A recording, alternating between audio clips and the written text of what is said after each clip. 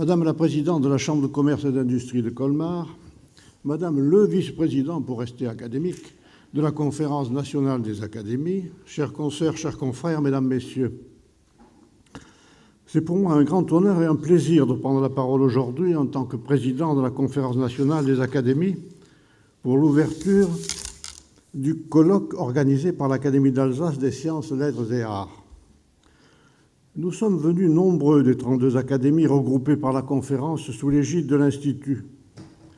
Les 1376 académiciens qu'elle rassemble représentent un potentiel extraordinaire et qui témoigne de la vitalité culturelle de l'ensemble de la France. Les congrès de la CNA nous ouvrent ainsi tous les 2 ans les portes d'une nouvelle province présentée avec talent et enthousiasme par des académiciens compétents et amoureux de leur terroir. Il y a 2 ans, nous étions en Provence, nous voici en Alsace, puis viendra le tour de la Bourgogne et celui de la Normandie. La France vient du fond des âges, écrivait Charles de Gaulle. Le lyrisme du général masque une réalité complexe, car la France, dans sa configuration actuelle, est le résultat d'un long cheminement d'environ 20 siècles de luttes, de guerres, de pertes et d'annexions par achat, héritage ou mariage. Cela explique que la France soit riche d'une très grande diversité régionale. Diversité naturelle des paysages, de l'aridité méditerranéenne à l'exubérance de la forêt vosgienne, des volcans de l'Auvergne à la douceur des paysages de l'Aquitaine, des sommets enneigés des Alpes à l'océan des blés de la Beauce, la France est une terre de contrastes. Diversité du patrimoine architectural.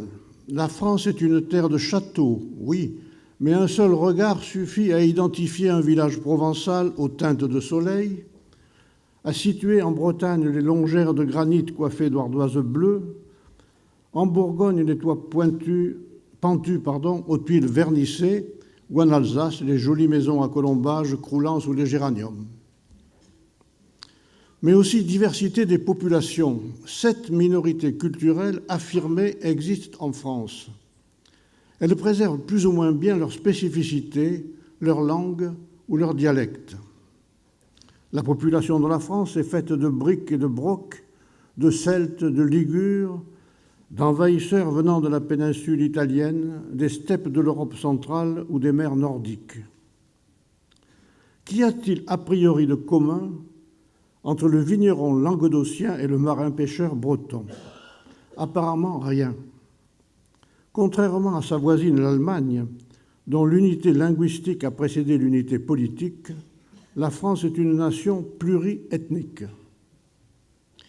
Pluriethnique, mais monoculturelle. C'est sur cette diversité que s'est greffée, à la fin du XIXe siècle, une culture commune. Tandis que Jules Ferry, ministre de l'Instruction publique, imposait le monolinguisme et faisait entrer officiellement l'enseignement de la langue française à l'école, en s'appuyant sur l'étude des grands auteurs, les instituteurs, les hussards noirs de la République, le petit Lavis sous le bras, diffusaient des images et une mythologie nationaliste. Langue commune, littérature et roman national, la boucle de la culture française commune était bouclée. L'Alsace, française depuis le milieu du XVIIe siècle, mais devenue allemande après 1871, y échappa. Tour à tour française et allemande, chacune des 2 cultures y a laissé une empreinte indélébile, non seulement dans les paysages, mais aussi dans les mentalités. Ce mélange a donné à la France et au monde de nombreuses personnalités de premier plan. Les académies alsaciennes d'Ancien Régime ont toutes disparu après l'annexion au Reich allemand en 1871. Après 4 changements de nationalité en 75 ans pour les habitants, ce n'est qu'en 1952 que fut refondée à Colmar une académie régionale, l'Académie d'Alsace, qui nous reçoit aujourd'hui. Elle va nous faire découvrir ses villes, ses richesses et sa région, mais aussi la complexité de son histoire et de ses langues. Pour avoir dirigé l'organisation du colloque de Toulon en 2016, je mesure le travail qu'a représenté la mise au point des journées qui vont suivre. C'est donc en connaissance de cause que j'adresse toutes mes félicitations aux organisateurs. Dans 2 jours, l'Académie du Var, qui préside la conférence depuis octobre 2016, passera la suite à l'Académie d'Alsace. J'aurai donc le plaisir de transmettre ma charge à Christiane Roederer, dont depuis 2 ans j'ai pu apprécier les grandes qualités. Je vous remercie de votre attention. C'est un moment émouvant puisque c'est une préparation qui remonte très loin dans l'histoire. Et je suis particulièrement émue parce que nous recevons des amis que nous connaissons de longue date, leur fidélité, et aussi évoquer la mémoire de Mariana Shelkova, qui nous a quittés il y a 3 ans et qui était effectivement à nos côtés depuis de longues années. C'est un petit moment d'émotion.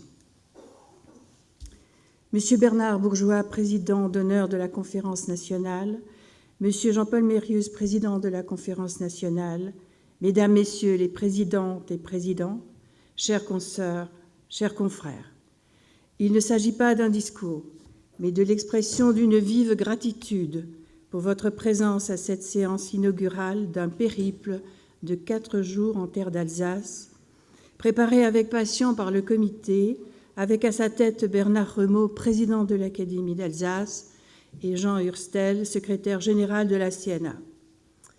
Une gratitude particulière s'exprime à Madame Christiane Roth, présidente de la CCI, qui nous accueille ce matin dans sa maison, comme elle s'adresse à Madame Brigitte Klinker, qui nous rejoindra, présidente du conseil départemental du Haut-Rhin, qui a pour notre académie, depuis des lustres, les yeux de Chimène.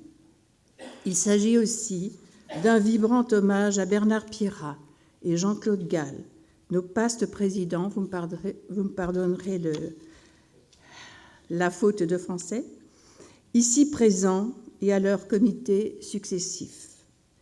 Un hommage à ceux et à celles dont le soutien, l'investissement sans faille nous permettent aujourd'hui de nous réunir au nom des sciences, des lettres et des arts. Si nous appartenons à un grand corps, à des titres différents, si nous sommes avant tout poussière d'étoiles, inscrites dans la géographie céleste, proverbes, sentences populaires le suggèrent, l'affirment depuis la nuit des temps. À plusieurs siècles de distance, un philosophe, Emmanuel Kant, et un scientifique, Hubert Reeves, reprennent la formule, celle qui a inspiré le titre de notre colloque. Poussière d'étoiles, même origine, même destinée. À la formule « tu n'es que cendre et poussière », ne faudrait-il ajouter « mais poussière d'étoiles » comme une ouverture vers l'universel.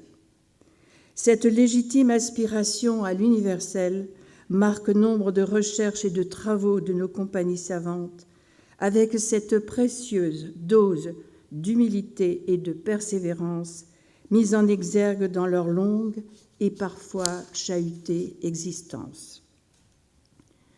Nous ne reviendrons pas sur celle de l'Académie d'Alsace, sauf pour évoquer la figure de Pierre Mesmer, chancelier de l'Institut, l'un de nos parrains à la conférence nationale, qui, lors des cérémonies de notre 50e anniversaire de refondation, disait « Est-ce à dire que l'Alsace ferait pâle figure, avec 50 petites années d'existence? Certes non. Pour parler franc, sans l'histoire dramatique des 2 derniers siècles, vous pourriez mettre en avant vos origines lointaines, enracinées dans le grand mouvement des Lumières. » Mais consacrons encore un instant au monde des étoiles. Shakespeare nous engage à y revenir. Ce sont les étoiles tout là-haut, qui gouvernent nos existences. 4 siècles plus tard, notre consoeur, Marguerite Yourcenar, précise « Il n'est pas difficile de nourrir des pensées admirables lorsque les étoiles sont présentes. » Il est vrai que les scientifiques pourraient protester. Se pose alors la question, que serait la créativité scientifique, littéraire, artistique, si elle ne portait son regard au-delà de la sphère quotidienne? Où pourrait-il se poser ce regard pour trouver l'infinie inspiration nécessaire à la créativité? Croire ou non en leur pouvoir, peu importe. Il n'empêche que les étoiles sont des symboles de l'esprit. Elles percent l'obscurité et projettent leur lumière sur la nuit de l'inconscient. Ce symbole est repris à de multiples occasions. Le drapeau européen, 12 étoiles dorées symbolisant la perfection et la complétude. Le bleu représente le ciel et son caractère religieux, la couleur de la Vierge Marie. Les étoiles à 5 branches représentent les peuples d'Europe, le cercle ouvert, symbole d'unité, de solidarité et d'harmonie. Il est bon aujourd'hui peut-être de le rappeler. Les étoilés de l'Université de Strasbourg, soit 18 prix Nobel, physique, chimie, médecine, un Nobel de la paix à Albert Schweitzer en 1952, un médaillé Fields, René Thom, en 1959. 2 nobelisés alsaciens non strasbourgeois, en 1913, Alfred Werner, en chimie, après des études à Mulhouse, puis à Zurich. En 1966, Alfred Kastler, en physique, après des études à Guebwiller, puis à Paris. Soulignons que cette ample moisson s'étend, pardon de le dire pour le moment, de 1901 à 2016. Elle concerne donc également la période de l'annexion. Le rayonnement international de l'Université de Haute-Alsace, 8000 étudiants, 475 enseignants, 350 chercheurs, 17 laboratoires. Depuis près de 30 ans, les 7 universités du Rhin supérieur, les 3 universités de Strasbourg, celles de Fribourg, de Karlsruhe, de Bâle et l'UHA sont réunies au sein de la Conférence européenne des universités du Rhin supérieur sous le sigle EUCOR. Le modèle universitaire mulhousien, un ouvrage du professeur Jacques Streit, que je salue, paru en 2009, évoque d'une part l'enseignement pluridisciplinaire de l'université, y compris une section d'apprentissage, et d'autre part l'histoire et les grands noms, en particulier de l'école de chimie, dans le domaine des colorants et des procédés de teinture. Le patrimoine architectural de l'Alsace, il est vrai que la matière, le grès des Vosges, dans ses déclinaisons de teintes selon les saisons et les heures, fut et reste une source d'inspiration pour les bâtisseurs, qu'ils soient ceux de la cathédrale de Strasbourg, des abbayes, des monastères, des églises, des palais, voire des verdures, ou plus modestement de quelques éléments de décoration des maisons. À défaut de grès, les fleurs mettent en relief l'amour des Alsaciens pour leur demeure. Rappelons l'inscription de Strasbourg en 1988 pour la Grande Île et en 2017 pour la Neustadt au patrimoine mondial de l'UNESCO. En 2 mots, et souligner la singulière histoire de la ville. Le patrimoine culturel, il est nourri en 2 langues, voire 3, par les historiens, les poètes, les écrivains, sans oublier les comédiens, les peintres. La liste est longue, riche d'enseignements, de passion, d'émerveillement, mais aussi de la douleur d'un petit peuple ballotté entre 2 nations, 2 cultures, 2 langues. Les créatifs, toutes disciplines confondues, installés en Alsace ou ailleurs dans le monde, sont à la fois témoins et passeurs d'une terre généreuse, inspiratrice. Strasbourg en particulier a la tête dans les étoiles, grâce à son observatoire et au Jardin des sciences. Leur réputation n'est plus à faire. Il faut remarquer que l'astronomie débarque, souvent sous une tente gonflable, dans quelques écoles pour initier les élèves au mystère des étoiles, notamment à travers les cadrans solaires, et peut-être faire naître des passions, voire un autre futur prix Nobel. L'Alsace, terre de la gastronomie, elle compte 30 chefs étoilés pour le plus grand plaisir de nos visiteurs et des Alsaciens, bien entendu.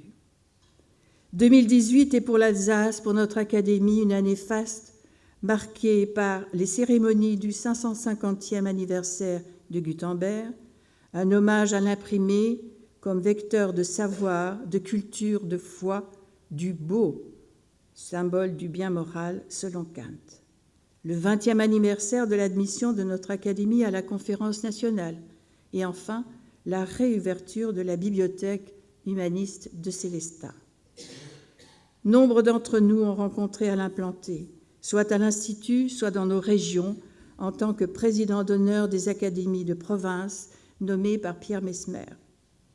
Nous ne pouvons oublier son amour des mots. Il a donc digressé sur le mot « honneur » dans un discours tenu à l'Institut en 2009.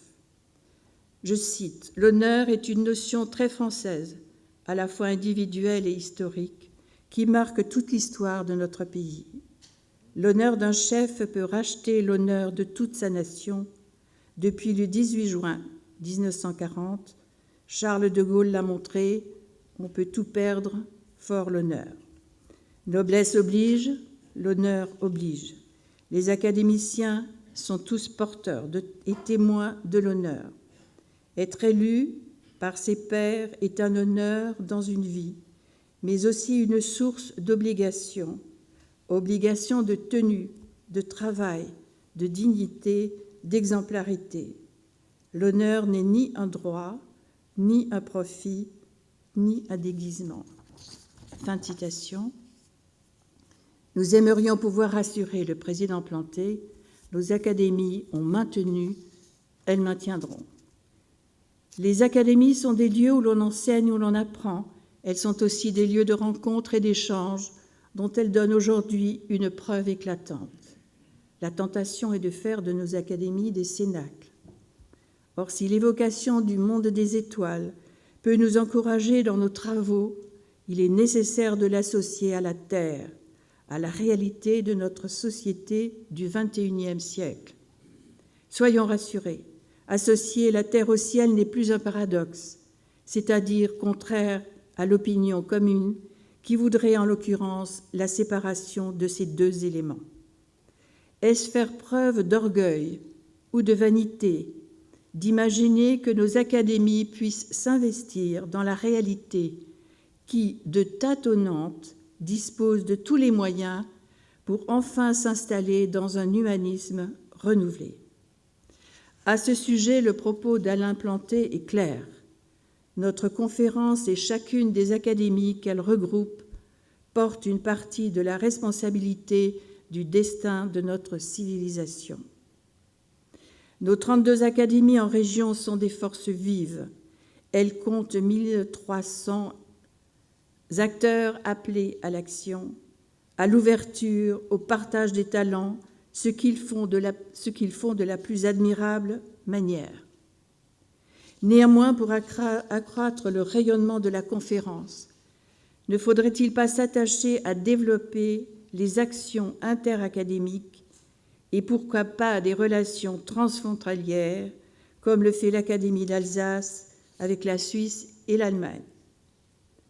Le président Voronov vient de lancer le thème du colloque à Paris en 2019, l'innovation. À ce mot qui navigue entre la crainte et le refus de l'immobilisme, le président Voronov insiste sur la différence entre innovation et invention dans la mesure dont l'une suit l'autre. Il s'agit non seulement de faire un retour sur l'histoire, mais d'aborder également la prospective. Le sujet est lancé, il promet de passionnantes digressions dans le domaine des beaux-arts, des lettres, des sciences, de la politique, de la philosophie. La date de clôture, le 30 avril 2019, pour envoyer vos documents.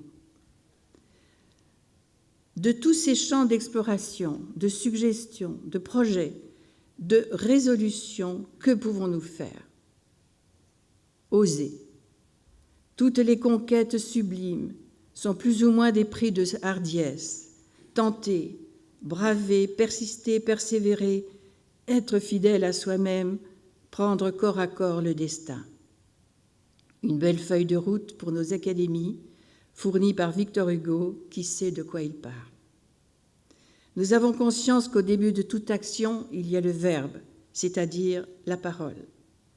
Jusqu'à son dernier souffle, notre confrère, le professeur Pierre Carli, a réaffirmé devant ses pairs Je cite, « Le partage de la parole joue un rôle fondamental dans la construction, l'édification, la structuration de la personnalité et dans l'évolution de cette personnalité dans le temps. » C'est un engagement solennel de nos académies au partage et à la transmission du savoir à la jeune génération.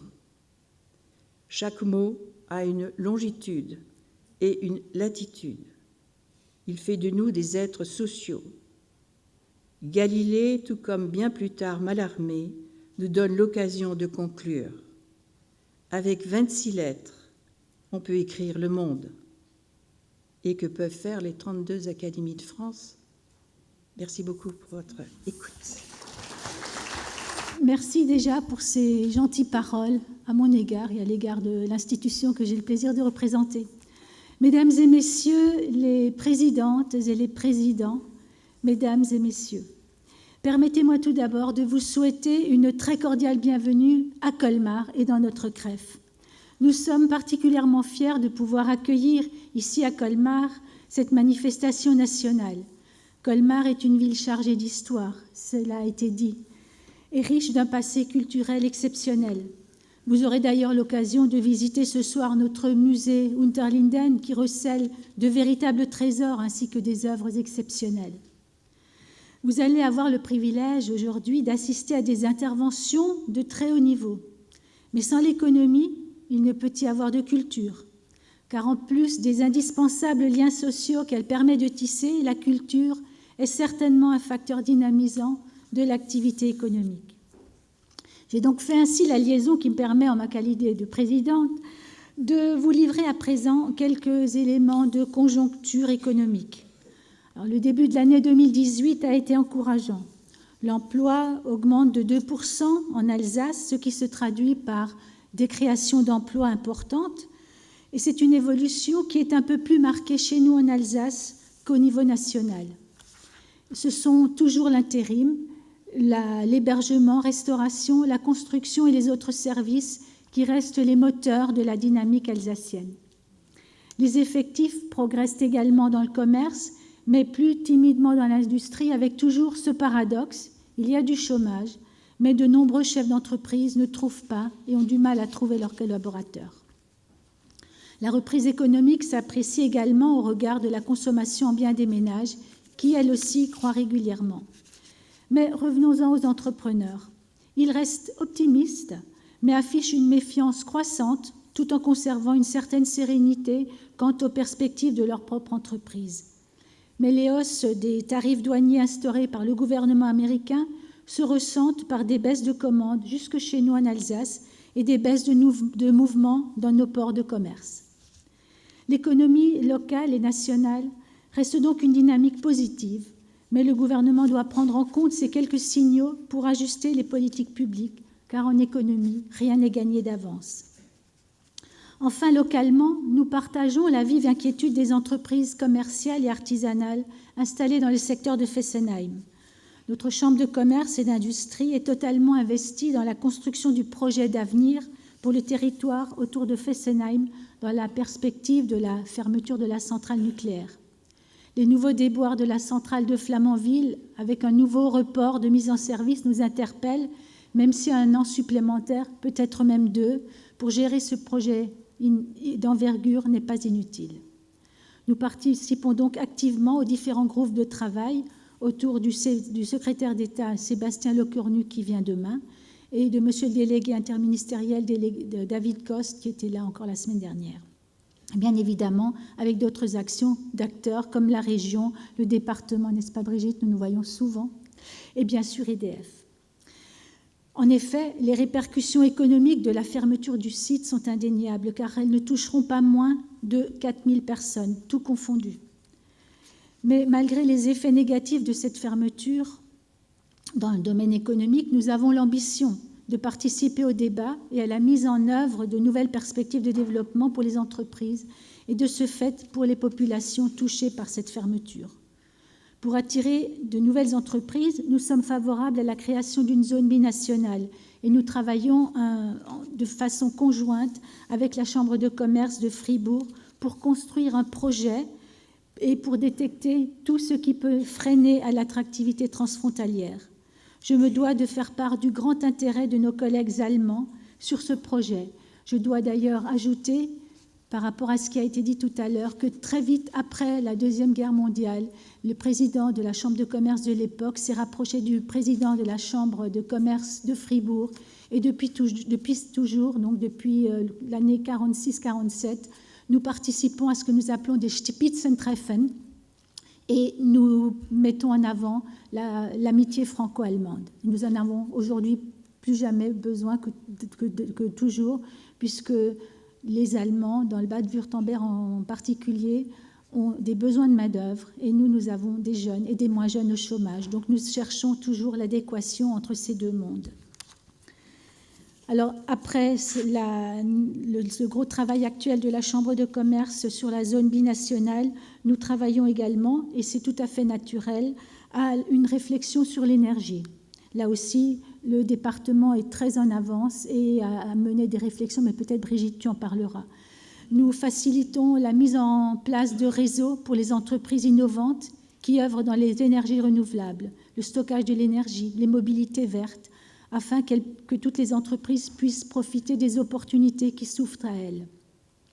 Autre exemple, nous travaillons pour l'émergence d'un véritable projet de production d'énergie renouvelable afin de compenser cette baisse de production qui nous attend.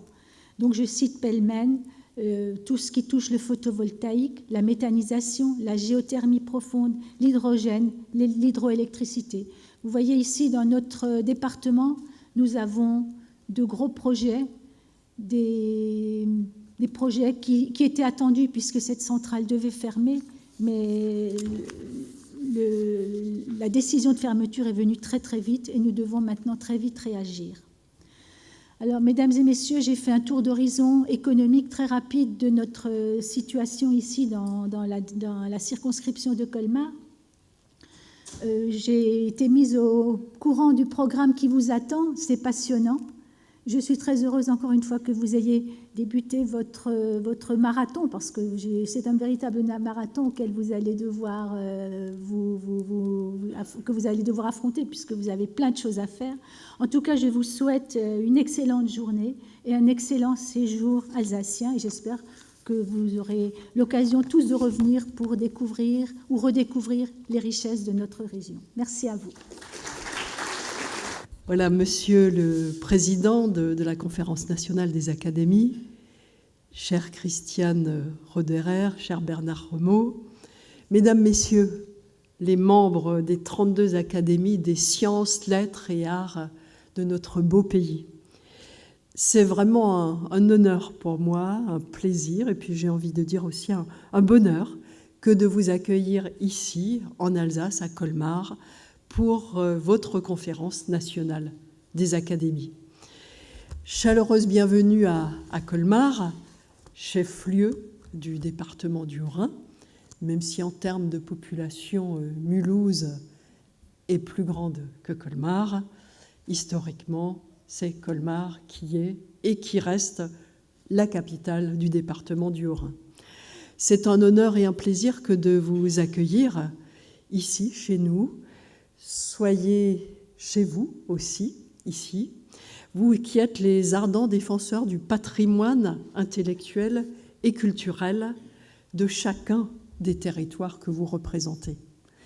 Vous le savez sans doute, les Alsaciens partagent votre engagement parce que les Alsaciens sont les héritiers d'une histoire à la fois riche et tourmentée aussi, tantôt source d'inspiration et de réussite, tantôt cause d'invisibles cicatrices.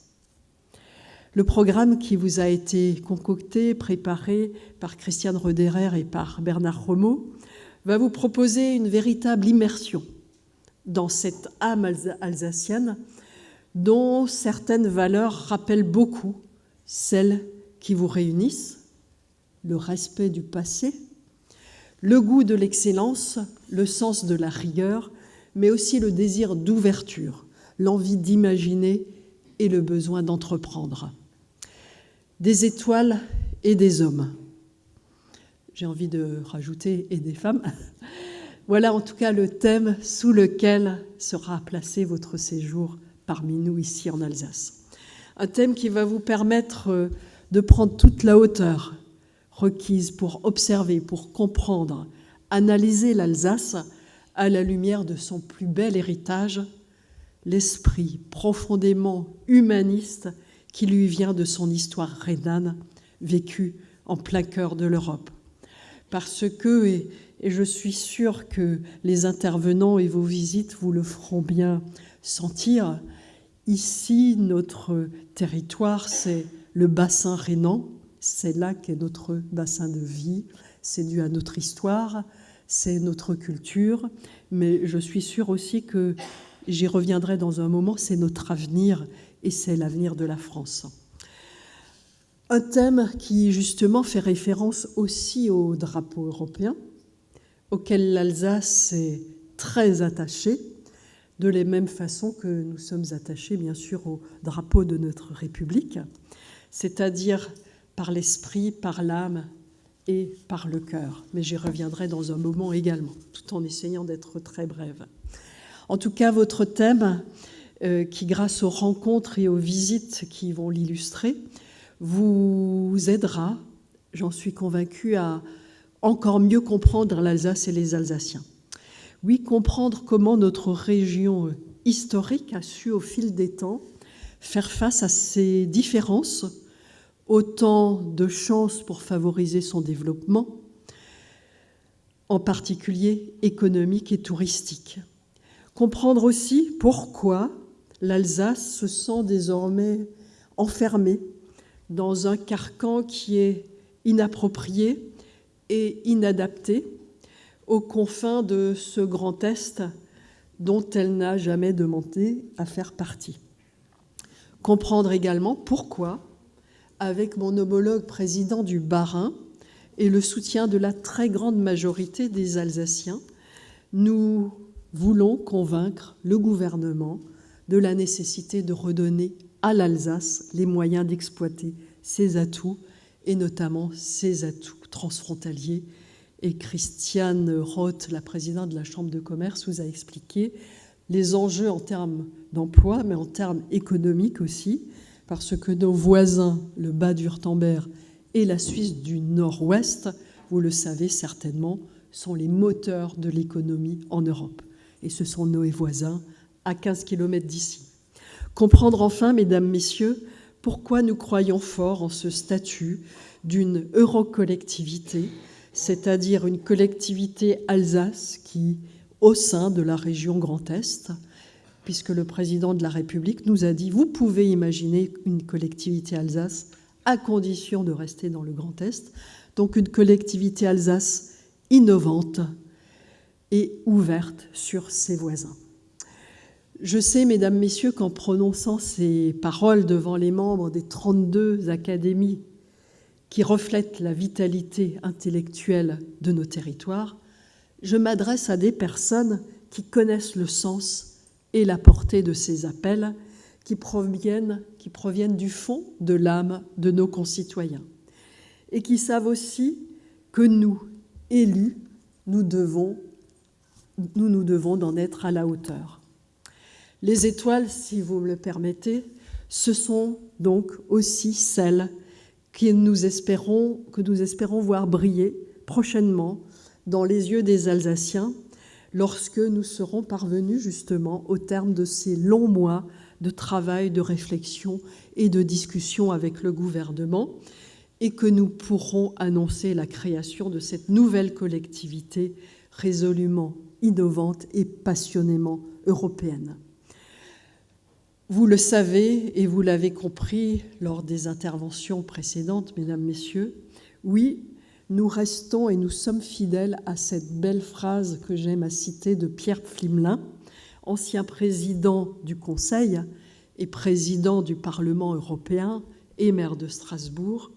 Je cite « Je suis européen parce que je suis alsacien ».